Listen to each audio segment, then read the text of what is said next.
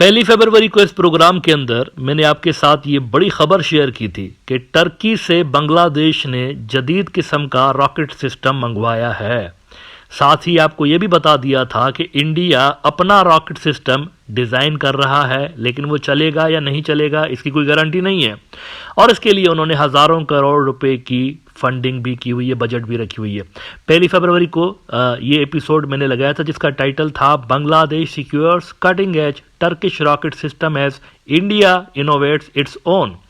अब इसके नीचे मैंने एक चीज़ नोटिस की कमेंट सेक्शन के अंदर। आपके कमेंट्स भी वैसे मैं पढ़ता रहता हूँ, तो कमेंट्स किया करिए प्लीज़ और शेयर भी किया करिए इस प्रोग्राम को।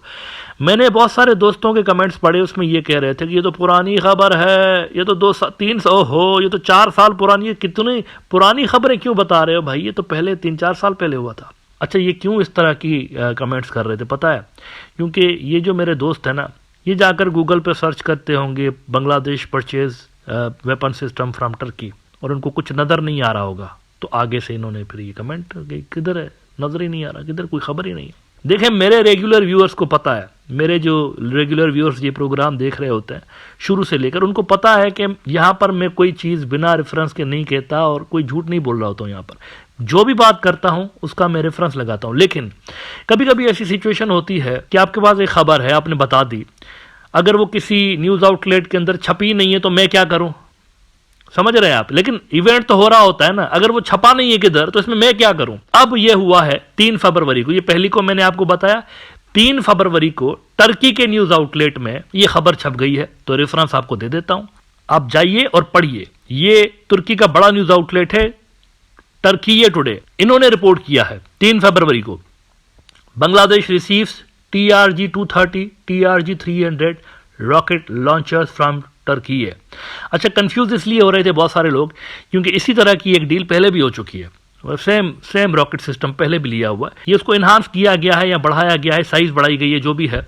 तो इस हवाले से इन्होंने कहा कि the Bangladesh army has recently received over 18 units of the TRG-230 and TRG-300 multiple rocket launcher systems from Turkey, marking a significant boost to its artillery capabilities. देखिए, मैं अर्नाब गोस्वामी की तरह नहीं करता हूँ, तो यहाँ पर कोई बात करता हूँ तो कोई रिसर्च होती है उसके पीछे। आपको पता है ये जो आपके तक कंटेंट मेरा आ रहा होता है ना, इसमें मैं अकेला नहीं होता, टीम वर्क होता है, बाकायदा रिसर्च होती है, उसके बाद ही यहाँ पर कोई बात कर रहे होते हैं। TRG सिस्टम्स के बारे में आपको बताया था कि जो TRG-230 है उसकी रेंज है कोई 30 से 70 किलोमीटर, और जो TRG-300 है उसकी रेंज कोई 120 किलोमीटर। तो इस न्यूज़ आउटलेट ने वही लिखा है, TRG-230 effectively range of 30 to 70 kilometres, TRG-300 can target distances up to 120 kilometers, making it effective for both short and long range operations।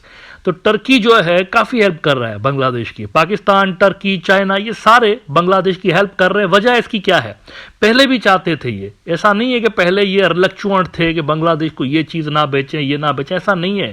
पहले मसला बांग्लादेश के अंदर था, वो जो यहाँ पर शख्सियत बैठी हुई थी पहले, शेख हसीना साहिबा, उनकी आंख इंडिया से आगे दिखती नहीं थी। क्या करें वो भाई, ये चाहते थे मिलिट्री पार्टनरशिप क्रिएट करना, पाकिस्तानी भी चाहते थे, टर्की भी, चाइना, ये सारे चाहते थे, लेकिन उनकी आंख का तारा बना हुआ था न्यू दिल्ली। तो इसीलिए मसला पहले बांग्लादेश के अंदर था। बांग्लादेश अब ओपन हुआ है रिवोल्यूशन आने के बाद, तो उनको इन जगहों से ऑफर्स मिल रही हैं और वो इसको एक्सेप्ट भी कर रहे हैं। अच्छा, ये स्ट्रेटेजिक मॉडर्नाइजेशन का नाम टर्की का मीडिया दे रहा है इसको। वो कहते हैं कि the acquisition represents a step in the Bangladesh army's ongoing efforts to modernize and enhance its defense capabilities. This deal emphasizes the strengthening defense relations between Bangladesh and Turkey, particularly in the area of artillery and missile systems. तो देखें, ये reference आपके पास आ गया। बहुत सारे लोग comment जो कर रहे थे, अब मुझे यकीन है ये जाकर ये पढ़ेंगे टर्की का न्यूज़ आउटलेट।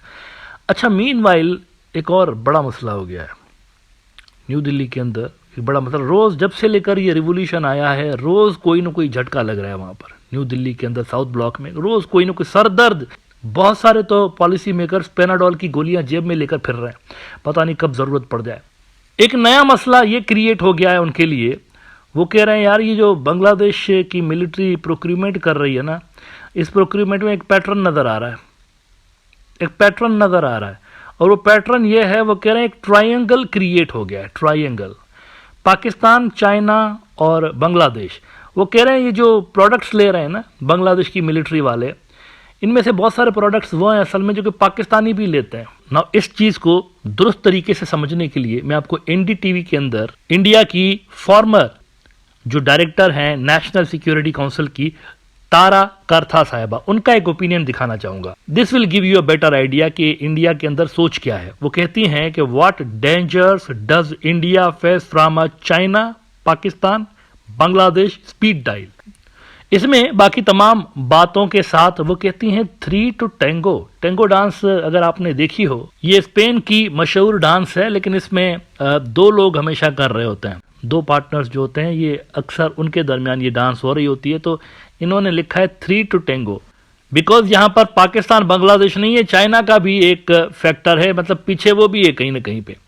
वो कहती हैं कि with the offers of the JF-17s and the already supplied Chinese submarines, there is an undeniable triangular link developing. The question is whether a new government will continue with these policies, especially regarding Pakistan. In this instance, India has to act quickly, particularly with regard to the Rohingya delivery that could lead to enormous goodwill, that could simply be a generous aid package and a diplomatic outreach to Myanmar despite the inherent risk in relations with the country. और फिर नीचे उन्होंने बाकी की बातें की हैं, लेकिन ऊपर जो इन्होंने बात की है ना कि there is an undeniable triangular link developing, यानी बांग्लादेश मिलिट्री की जानिब से जो इस तरह की प्रोक्यूरमेंट्स हो रही हैं, इसमें एक ट्रायंगुलर लिंक बांग्लादेश, चाइना और पाकिस्तान का बन रहा है। लेकिन एक ट्रायंगुलर लिंक यहां पर भी तो बन रहा है, पाकिस्तान, टर्की, बांग्लादेश।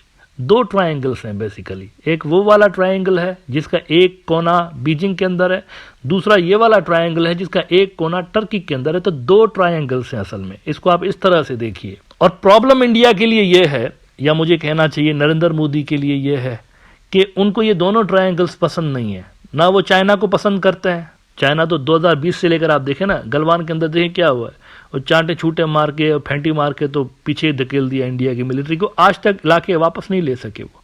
पता नहीं कोई 15-20 राउंड ऑफ टॉक्स हुए, उसके बाद थक हार के इन्होंने टॉक्स ही बंद कर दिया। अब तो टॉक्स भी नहीं होते, कुछ भी नहीं कर पाए, सरेंडर करके आ गए आखिर में। तो एक तो वो ट्रायंगल है, दूसरा ये ट्रायंगल है टर्की वाला, उनको भी पसंद नहीं करते। वो कहते हैं ये टर्की कश्मीर पे इतनी ज़्यादा बात क्यों करता है कि कश्मीर जो है वो तो अलग होना चाहिए इंडिया से, और कश्मीर इंडिया का नहीं है। टर्की कई बार बात कर चुका है। ये बड़ा प्रॉब्लम है कि 2 ट्रायंगल्स हैं असल में, टर्की वाला ट्रायंगल और ये जो चाइना वाला ट्रायंगल है, और इन दोनों में एक चीज सिमिलर है बांग्लादेश के लिए, एंड दैट इज पाकिस्तान। ये दोनों ट्रायंगल्स के अंदर इन्वॉल्व है। लिहाजा आने वाले दिनों में यू कैन एक्सपेक्ट कि पाकिस्तान और बांग्लादेश के दरमियान जो मिलिट्री टाइज हैं वो बहुत ज्यादा आपको डीप होती हुई नजर आ सकती हैं।